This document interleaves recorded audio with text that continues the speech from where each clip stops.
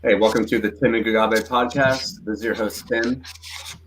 Gugabe, how you doing? Yeah, ticking along. How are you?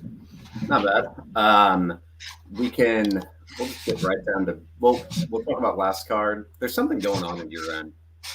Is that like Like a a, fun going on? sounds like sandpaper or something. Huh? Okay, so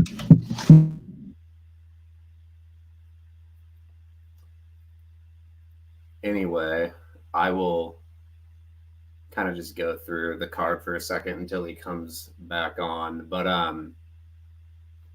Yeah, I was on Brandon Moreno, and I mean, obviously, I didn't know it was going to be that dominant, but I had like an average play on him there, and he just kind of shut Albazi down. I just expected him to be a little better everywhere. My only concern was like sometimes he doesn't do anything, and he was kind of doing that in the first round, and then he kind of realized he was just better and dominated. But yeah, I was on Moreno there, but he was just better at everything, and it was a big step up yeah, in position for Albazi.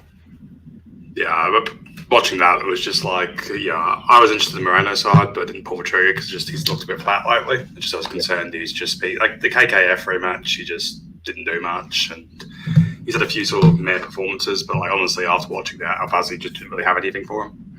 I had a little bit of like late Moreno as an upside thing, and like I feel like if Moreno pushed it a little bit, he probably could have got them out there, but he just seemed pretty happy to just take a win. Yeah, he definitely could have finished him, I feel like. But that was a really like when Moreno's aggressive, he's very good. Like I mean, he's a good fighter. Yeah. he's good, and also just, he's physically just unfair. Like his cardio and durability are just ridiculous. Like that was the whole issue where he stopped like fight. Like early career, he like trended into that a lot more, and he just a couple of fights ago, for some reason, he started fighting technical, and it was just kind of like, why the fuck are you doing that? Like you're essentially Max Holloway, just do that, just go forward. When he goes after people, there's not many people who can beat him. Yeah, like maybe Figgy, and even then, like Figgy essentially needed the big moments to beat him. Like apart from the first fight, like Moreno's just kind of unfair.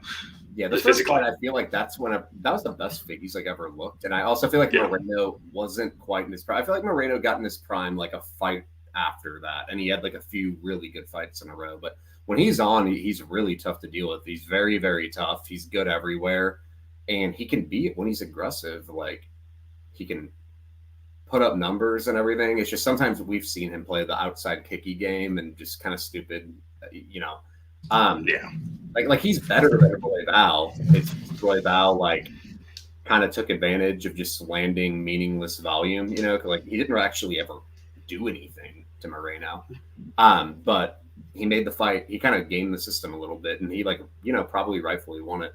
Blanchfield and Rose. I mean, it's that fight's just always going to come down to cardio. When Rose is fresh, I would have played her in a 3-rounder. I said it before. Yeah. The 5 rounds scared me. When Rose is fresh, she's better. But it's not like she completely gasses Rose. She slows down just enough to where all of a sudden takedowns are in the cards for Blanchfield.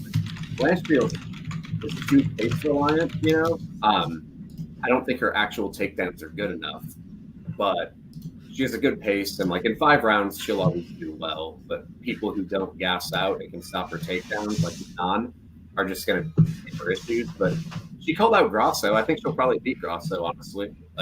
Yeah, should do.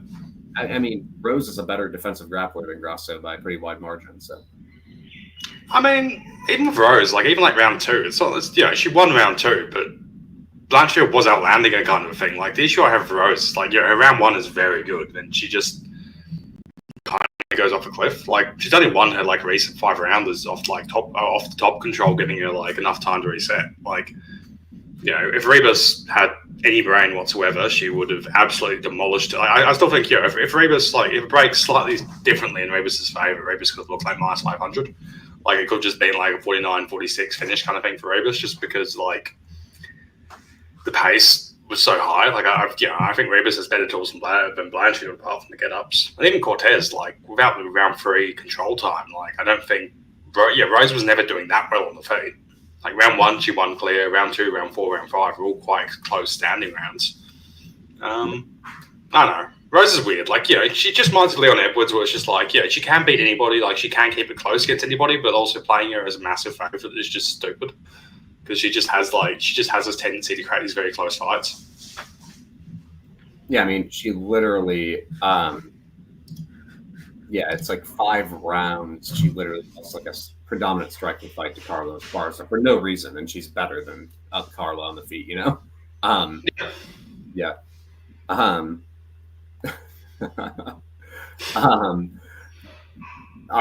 was on the Ribeiro Machado fight, like whatever. I was on Jasmine. I got her on her early line. I was putting her until like -200, and it's just like I like the unders and stuff. I didn't play them, but I did like them too. But that was fortunate. 2 seconds left. Yeah, I liked her. She's a good wrestler, and just like anytime she gets a takedown, it's going to be like it was literally a 10-8 round and a finish. You know, like. Kind of was stupid not going for takedowns early. I can understand that she just like was kind of hesitant of the power, and then she realized like, hey, I just have to go in. And then once she realized that it was over, you know.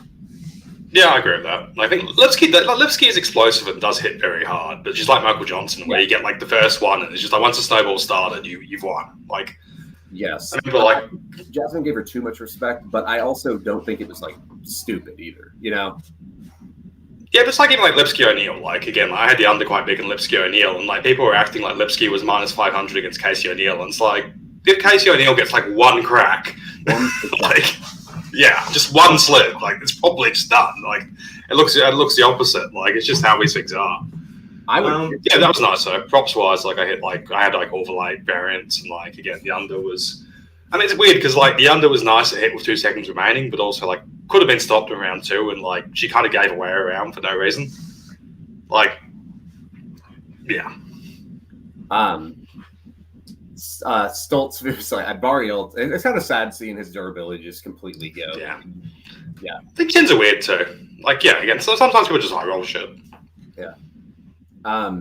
Malott just was busier than Giles. That was a mess. Like, I was like, if you told me Malott was never going to hit his takedown, it's just like that was just sad. Like, if Giles had just tried slightly harder, he could have won that. Yeah.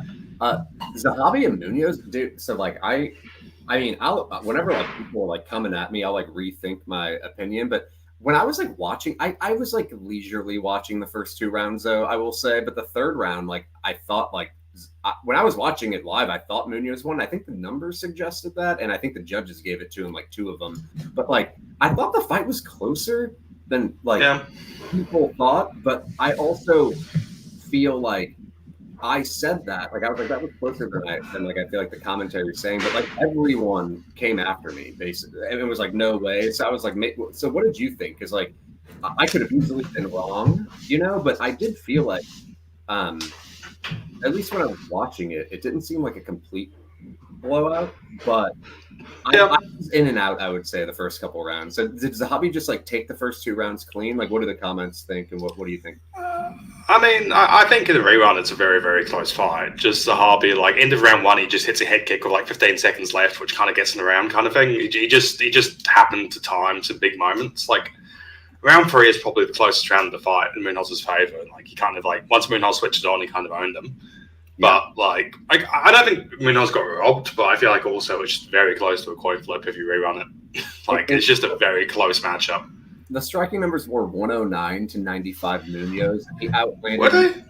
Okay. Remember live? It was just like live. It had Zahabi up like 40 strikes. I was like, that can't be right. Like it was like after round 2 on Fight Metric Live it was like 90 to 50. And I was like, that does not seem correct. Zahabi landed 109, Munoz 95. The first round was 30-26 Zahabi, and then 41-22 Zahabi in round 2. And then round 3, Munoz outlanded 37-38. When I was watching round 3, I'm like the commentary was acting like Zahabi was just like dominating round 3. I was like, I'm pretty sure and I felt like Munoz was like the aggressor. But the numbers look like, Zahabi probably won round 1 and 2. But round 3 did seem Munoz, so that's just kind of how I thought. I mean, the insane blowout on Munoz's price was kind of insane because he went off like plus 180 at the end, and it was just like, what? Because I took him at like plus 170 or something because I was like, this is just unless he's dead, like, why is it going from even money to plus 180? And like, I think that fight was just even money pretty much. It's just like it's just close. Like it's always going to go down split decision. Zahabi probably slightly cleaner. Munoz better physicality. Zahabi should be favored in Canada though, just because like. that. But like if that same fight took place in like Munoz's hometown, I feel like it could have been like, I don't know. But I mean, my thing of Munoz is just like he had like grappling upside, he had like durability. Like they're just I agree the hometown thing's a thing, but like if somebody's winning dominantly, it's probably going to be Munoz kind of thing, just because his physicality is so like he's just ludicrously durable, and he's a better grappler. It looks like Zahabi deserved the first 2 rounds though, and like he should be. I mean, he should be favored going forward. But I do feel like the fight was more competitive than like people were giving it credit for, and the numbers suggest that too. And like Munoz beat him in round 3. Jordan up to Jordan nonsense. That was fun. Crazy. I'm really shocked he got that too. And like Henry looked like the favorite, you know. Yeah, like round 1 he dropped like a narrow striking round. Round 2 Henry's like, I can grapple this fucker, and just like he was like minus 200. Yeah. And then Jordan just does Jordan like how Jordan hits these guillotines is just stupid. Like he's not even like that good. Like technically, he just has this ability to just. Yeah, well, what he does is so like a lot of people. Someone like shoots in, he's on the bottom and he creates space, you know, with his legs and then jumps on it, you know. So it's interesting. Some people can create guillotines from bottom position. You don't see it all the time, but some people are better than it than others, you know. But like, his conversion rate is just like historically high for it. Like he's got like how many guillotines he got now? 4 or something, and like most of them are against decent grapplers. Yeah, many like Henry and guys like in Ramos are really hard to submit, you know, and like they're black belts and stuff. So some people can get really good at one specific move though. Like every now and then you'll see like someone in the room who's like a purple belt, and like the first time they grapple like a black belt, they might be able to catch him in something. Yeah. But like they're not better grapplers, and they'll get like but they can just. Like if someone has a really good guillotine, that can happen. Like Cody McKenzie, I don't know if the viewers remember him. Do you remember Cody McKenzie? They called of course, McKenzie turn. Yeah, he would sub just like everyone with his guillotine, but he was also probably like a blue belt on the map, you know? Yeah. I mean, I agree, but also I just think Jordan just runs super hot on them like lifetime as well. Because like even if you are like a really good guillotine guy, it's like what's the normal guillotine success rate in the UFC? It's like 1 in 50 or some shit. Yeah, but some guys just have a knack for it though. There's a gap between having a knack and being like 1 in 5 guy versus being a 1 in 50 guy versus being 1 in 1 guy. You know what I mean? Like I think Jordan's good at it, but I think he's also a fucking massively over-indexed on him. Yeah, Zalal is just more durable than Shore. Like when big moments aren't happening, Shore was kind of winning the early portion of the fight, but then Zalal's just like more durable. It's just Zalal's a very durable fighter. I was a little bit annoyed. I had Shaw like plus 280, and like for 1 minute left in round 1, like Shaw was in like minus 140 because like he was out hustling him for the first 4 minutes, and then just like Zalal gets that back take to end the first round, and just the price goes way back out. It's like, for fuck's sake. Yeah, and then he had like if Shaw had held on to win the first round, they would have been out. But like unfortunately, much you know about it.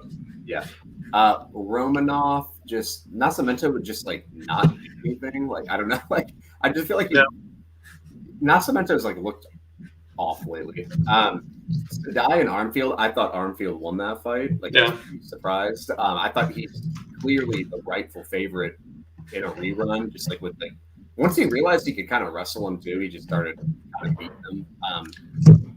What were the numbers like in that fight? Like that. You agree? Like that seemed like a really bad decision. Yeah, it was bad. Close striking. Armfield some bigger moments. Again, it did feel like if Saudi had a bit of a game plan, he could have beaten because like Armfield just seemed less physical. My issue of Armfield just reminds me of Casey Kenny a little bit, where he's got a bunch of cool shit going on, but he just doesn't seem to have like proper like physical ability. He just kind of gasses, and he's just not really that level. But like, he definitely deserved that win. Yeah, Gibson. Better grappler, and then I played Horth, and like I mean the Canadian thing helped her, and I do think she edged 2 and 3, but I also was like Petrovic had what seemed to be a pretty clear round 1, and then like 2 very close rounds 2 and 3. So I was a little nervous, and I'm very lucky, like I feel to win that one, but. Whoever gave Horth rounds 1, 2, and 3 were insane. Like round 1 was so clear, but I do feel like Horth like fought like an idiot, and Petrovic like optimized what she could do. But Horth is like she's not very good, you know. Yeah, I mean, I didn't mind Horth winning the decision was fine to me, but like I think Petrovic would be the favourite in the rerun. Just I felt like the wrestling, like Horth didn't really push the pace as much as I expected standing, and the wrestling is just a high percentage skill set. Again, I'm not saying she's like minus 500 or anything, but I just feel like in that kind of fight, you've got to back the wrestler. It's weird though, because I feel like Horth could have fought differently. Like whenever she kept jumping those rear naked chokes and losing position, I'm like, why are you doing that? Just like hold position, you know? But she kind of fought like an idiot. But I think the fact that the striking played out a little more competitive was the issue, because I thought Horth was going to like have an advantage there, and it ended up being very close. But I feel like I got lucky there, but well, I'll take it. Magny and Prates, we'll talk about this. I know you'll be on Magny here. I haven't like looked into the fight heavily. I will say just like minus 800, you just can't play it. Like Magny has come through as an underdog many times. He, what's his defensive grappling game like? And Prates, it's not great. He's been cage pushed before. Like, I mean, Prates wasn't that great a regional guy. He's good. He's put together these knockouts in the UFC. Like, I haven't even pulled the trigger on Magny yet or anything. Probably gonna try a live bet because like I think this guy can just leg kick him a bunch. But yeah, he can knock him out too. Yeah, I really don't think you're getting like Prates. Like, yeah, if you actually look at Prates' UFC performances, like what Trevin Giles, he was like plus 400 live and he kills him. Yeah. Radke was what 2020 when he knocked him out. Like it was like, yeah, he was looking okay against Radke, but it wasn't like he was absolutely demolishing him until he got the knockout. And then like, yeah, he beat Old Leech, but like Old Leech is, Old Leech, and like didn't Magny absolutely, and obviously not using MMA maths, but like Magny completely fucked Leech back in the day. I feel like Magny's underrated by the market in general right now. If you look at his losses, it's Shavkat, Burns. So these guys are like nothing like, Shavkat, Burns, Ian Gary, and Michael Morales. It's like, yeah, he's not going to win those fights, And then he beat like Mike Malott, Phil Rowe, Daniel Rodriguez, and Max Griffin. Like he's got some like good wins there, and his losses are literally to like top 5 guys or like right around them, and like he beat Jeff Neal, Oh yeah, that was the other one. So he beat Neal, Griffin, Rodriguez, Rowe, and Malott, and he lost to Morales, Gary, Burns, and Shavkat.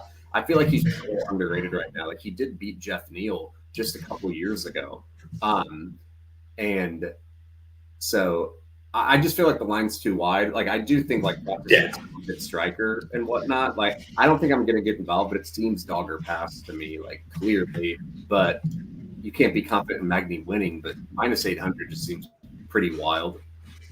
Yeah, like I mean, minus 200 Prates is fine. Like, I think Prates if he works leg kicks, he can probably look good. But just like he's not, he can't like actually great. He's not a good grappler.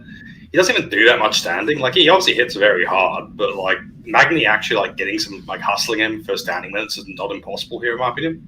Like Radke was like 2020 when he got knocked out. Like again, it's not like this guy is absolutely demolishing everybody. Like Giles was actually beating him clean standing.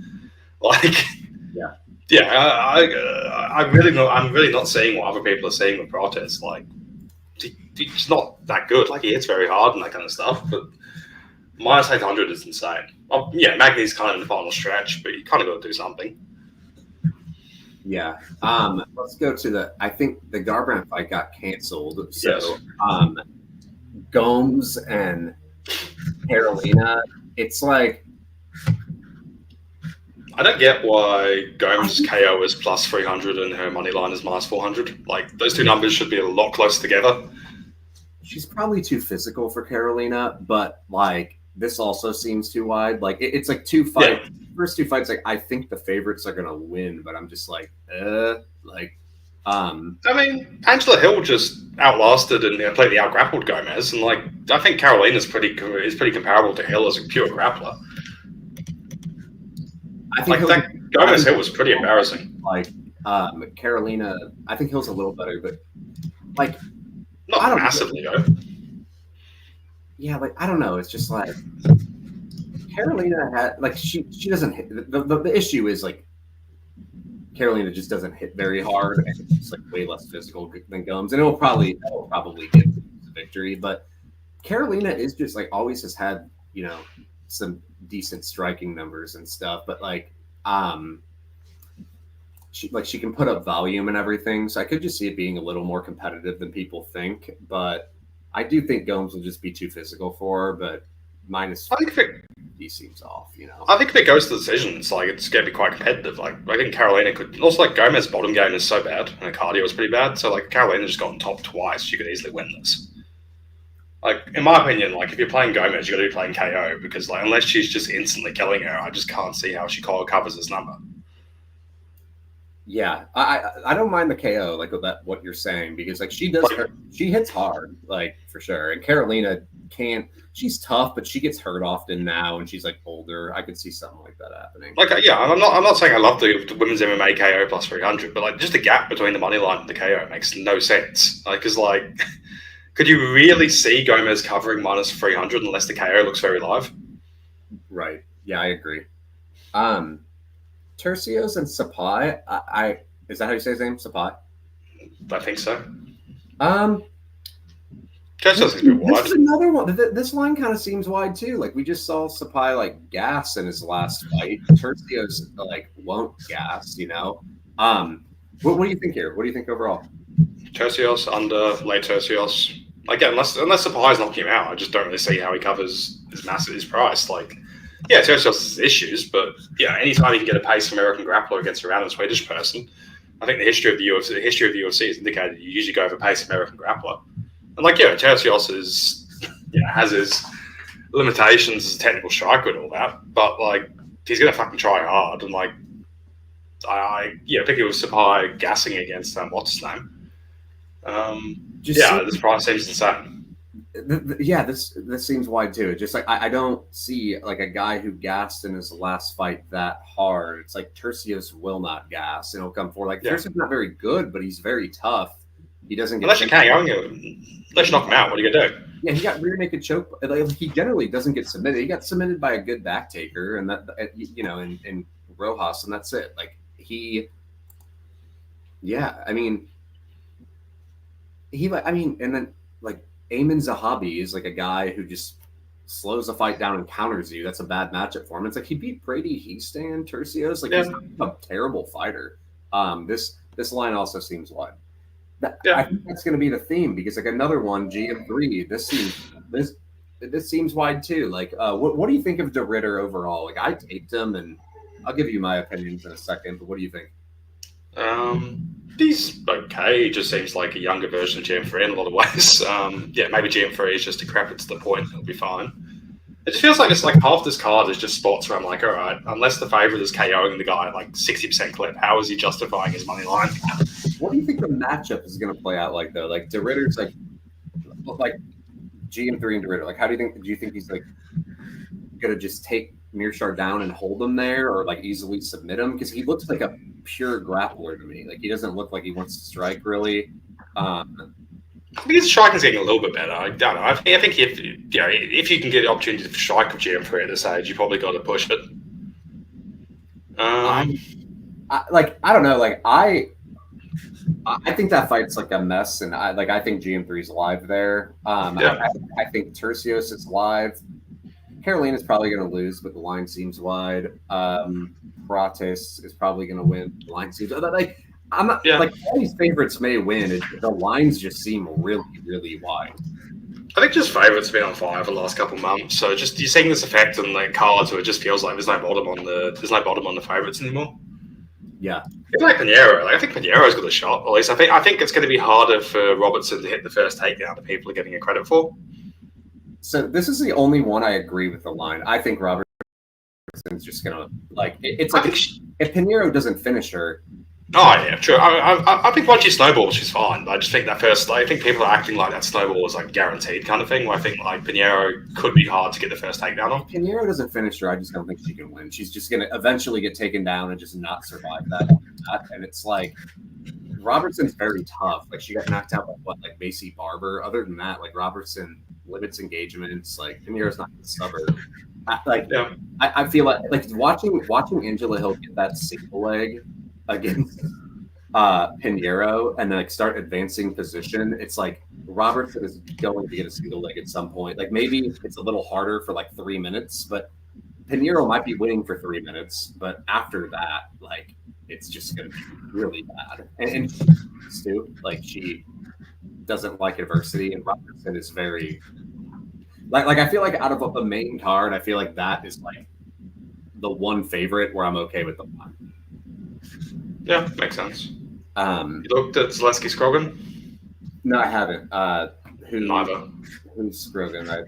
Yeah, some guy from FAC, I guess. I liked Zaleski against Dalby, honestly. Like, I actually liked him as a dog. I just felt like he would be able to stop Dalby getting into Dalby verse as much as Dalby would like to. Todorovic seems like an insane price. Like, obviously Mansur Abdul Malik is a big black dude who hits hard, but like, come on. What else? Did you look into Dixon and Segula? Did you look into that? No, I didn't. I mean, I think I've got some opinions of the prelims, but every fight but that. Dixon's not very good, but like, or I think it's Melissa Mullins now. Like, I think whichever it is. Mullins, I think like she's not very good, but this girl she's fighting is like really bad. Where like I'm actually like, oh, she might cover this line, but I think Stamen's the decent spot. It's a messy. There's a lot of big favorites on this card. What do you think of Stamen Blackshear? I think Stamen seems to have lost confidence in himself a bit, but I think that like he's a very functional fighter. Like, guys beaten and like contested some very good fighters. Again, like just a hindsight thing, but people acting like what's his name? Spazzy, Spin Kick, Guillotine, man. Magomedov, what you call it, Khabib's cousin, Nurmagomedov beating Stamen at like -400, and people like lapping that. It was so stupid. Yeah. I think Stamen's hard to grapple. Like the only person to really grapple Stamen's been like Aljo, and like Prime Jimmy Rivera. So like I think Stamen's definitely the side there. Like Blackshear's fine, but -300. You sure? Yeah. I agree with Mark's comment here. It's like there's a lot of overpriced favorites. Like I could see like just a few dogs winning though, just like they do seem overpriced. But I do think like some of the ones in the main card, I generally think they're gonna win. I think, but hold on one second. But I don't know. Any other fights you want to talk about? Radke Semmelsberger could be fun under. That just seems like just too again. Semmelsberger's under indexing is hilarious. Like it just feels like every fight there's 8 knockdowns and nobody actually dies. Like he's on like a prime Max Griffin run lately. It makes no sense. Or like a Rob Front run. Todorovic, I think, seems like his pace just makes him. I think Todorovic is like Todorovic can cover +300 against a lot of people. Like he gets knocked out in his losses, but his pace is so far he's so high pace for the division. It's just like that style doesn't win fights. And otherwise, just. Whatever, like the three first fights are just kind of just really shit to you. Yeah, I kind of liked John's early line at like -130 against Garbrandt just because of like I think he's more likely to get wrestling going. The younger and leg kicks as well. But Johns is weird though because like he's just worse than some. Like Johns has some very good parts to his game. Like if Johns just had like. Johns is like Ryan Bader disease, where second starts going against him, he just demolishes, his brain just explodes and he just dies, kind of a thing. While like, if Miles Johns just had like B+ heart instead of D- heart, he could legit be like a top 10 guy. Like there are some very good parts to his game. Ryan Bader is so funny because I don't think I've ever seen him losing a fight. It's like he's either winning or he like gets finished. He's never like losing a round. You know what I mean? Like it's never a competitive fight. It's either he's comfortable or he's finished. And Chael Sonnen was like that too, a little bit. Yeah, Chael Sonnen only lost 1 round his entire career against Rampage Jackson. That was the only time he ever lost a round and like actually like finished a round while losing. Like everything else is legit. Like again, you can actually go check this. Like Chael Sonnen only lost 1 round for his career. Because Bader, I feel like he didn't lose many rounds. He just got finished and like. Yeah, I mean, it's probably the issue of those guys. Like they got like since their process is so go forward, it's like it either works or it doesn't.